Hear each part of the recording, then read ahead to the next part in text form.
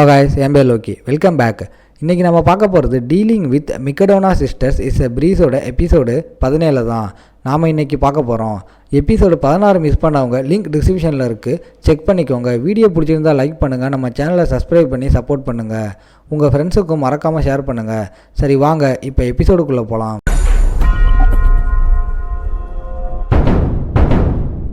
எபிசோடோட ஸ்டார்டிங்கில் இல்லை சூப்பர் டூப்பரான லஞ்சையும் நான் கொண்டு வந்திருக்கேன். அங்கே அவளோட லஞ்சை காட்டுறாங்க. அவளோட லஞ்ச் ரொம்ப கேவலமாக இருக்குது. ஆமாம், என்ன இது என்ன குப்பையா? என்ன நீங்கள் அப்படியெல்லாம் சொல்லக்கூடாது, இது ரொம்பவும் நல்லா இருக்குது. நீங்கள் அப்பியரன்ஸ் வச்சாலாம் நீங்கள் சொல்லக்கூடாது, உண்மையிலேயே டேஸ்ட்டாக இருக்கும். எடுத்து சாப்பிட்லாம்னு போகும்போது ஒரு நாய் வந்து கத்துமா. நல்ல பயத்தில் அவள் தட்டி விட்டுறா. அது விழப்போக அப்படியே அவள் பிடிக்க போயிடறா. அங்கே காலும் தடுக்கி விழுந்துருது. நல்ல வேலை நம்ம யூவும் காப்பாற்ற போகிறான்.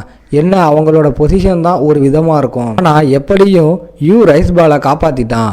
இதை பார்க்குற மீவாவுக்கு அங்கே ஒன்றுமே புரியல. ஆமாம், இது என்ன கதையாக இருக்குது?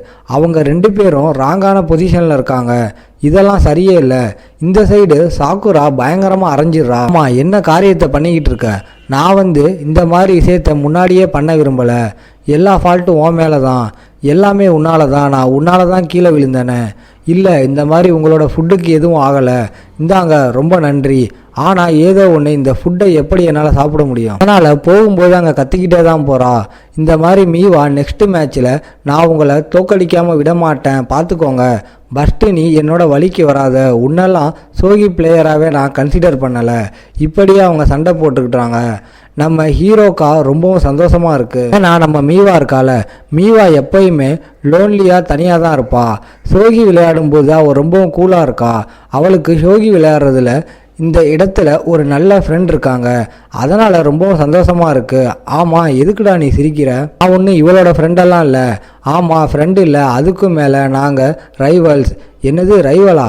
நம்ம வந்து ரைவல்ஸ் எல்லாம் இல்லை. ஏமா, உனக்கு ஷோகி எப்படி விளையாடணும்னு நீ எல்லாம் சொல்லாத. அவங்க ரெண்டு பேருமே அங்கே சண்டை போட்டுக்கிறாங்க. இந்த இடத்துல இதை பார்க்கும்போது நம்ம ஆளுக்கு ஃபன்னாக இருக்குது. சீன் அப்படியே பாஸ்ட்டுக்கு போகுது. நம்ம சாக்குரா இருக்கால, ஷோகியில் அந்த அளவுக்கு அவள் பெரிய பிளேயர்ஸ்லாம் இல்லை.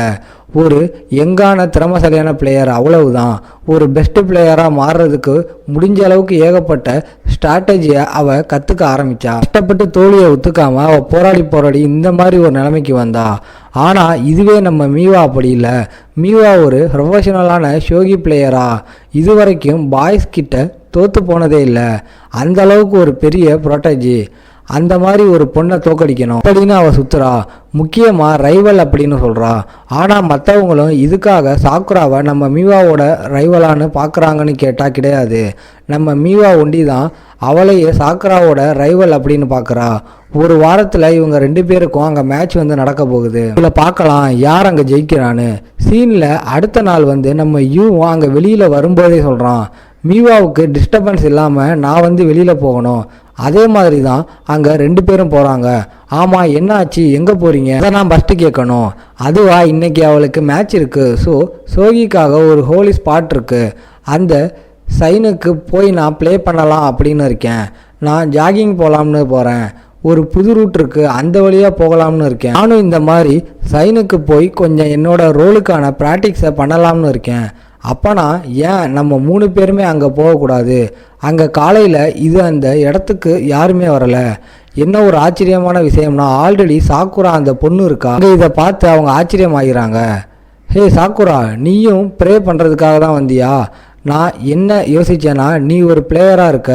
அப்படி இருக்கும்போது ப்ரேயர் மேலே எல்லாம் உனக்கு நம்பிக்கை இருக்காது அப்படின்னு தான் நான் யோசித்தேன். ஆனால் உனக்கு நம்பிக்கை இருக்குப்பா. உண்மையாக சொன்னால் எங்கேருந்து உதவி கிடைச்சாலும் நான் அக்செப்ட் பண்ணிப்பேன்.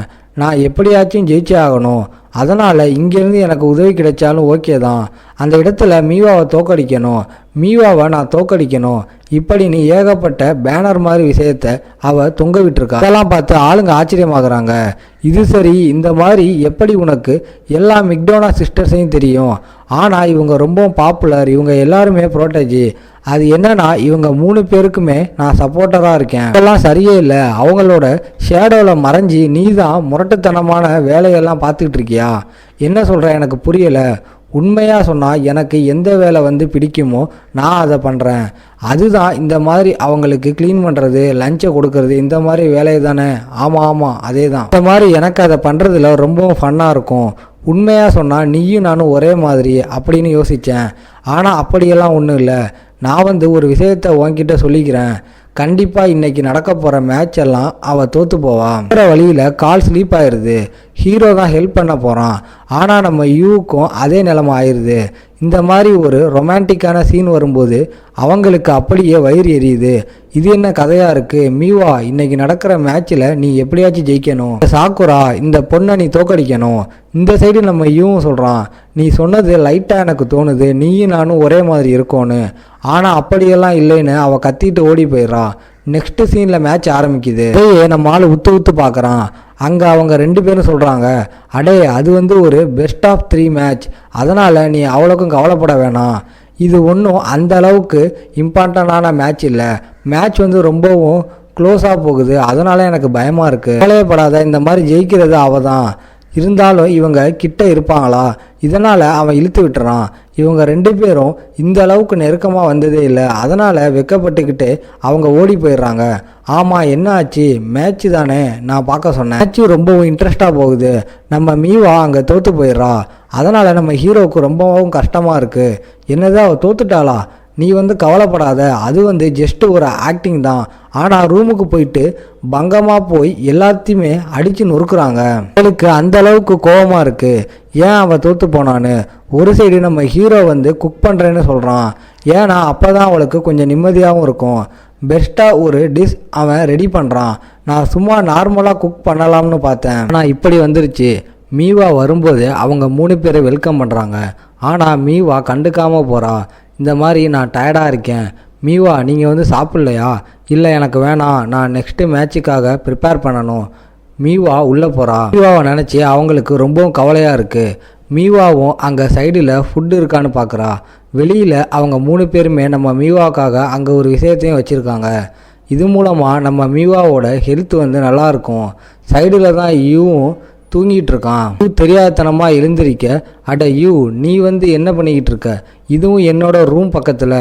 அதுவா? இந்த மாதிரி உங்களுக்கு லேட் நைட்டில் ஸ்நாக்ஸை நான் கொடுக்கணும்னு ஆசைப்பட்டேன். அதுக்காகத்தான் நான் இங்கே தூங்கினேனே. வாங்க, உங்களுக்கு ஸ்பெஷலாக நான் ரெடி பண்ணி வைக்கிறேன். ஃபினிஷிங் டச்சை ஒண்டி தந்தால் போதும்.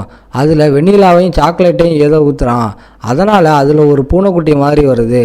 ஹே பூனைக்குட்டி, இப்படின்னு நம்ம மீவா ரொம்ப சந்தோஷமாகறா. மீவா, உங்களுக்கு தெரியுமா, இதில் சாக்லேட் இருக்குது, அதே டைமில் வெண்ணிலாவும் இருக்குது. போதும், இது வந்து ரொம்பவும் க்யூட்டாக தான் இருக்குது. அதே டைமில் எக்ஸ்பிளைன் பண்ணி அதை கெடுக்காத. அதை அவள் சாப்பிட ஆரம்பிக்கிறா. உண்மையிலேயே அது அவ்வளோ டேஸ்ட்டாக இருக்குது. அந்த இடத்துல மீவா தோற்று போயிடுறா. அங்கே ஹீரோ வரும்போதே பேக்ரவுண்டில் நமக்கு சொல்கிறாங்க. இதோட இந்த எபிசோட் முடியுது. உங்களை நான் அடுத்த எபிசோடில் பார்க்குறேன். இந்த வீடியோ பிடிச்சிருந்தா மறக்காமல் லைக், ஷேர் அண்ட் சப்ஸ்கிரைப் பண்ணிடுங்க.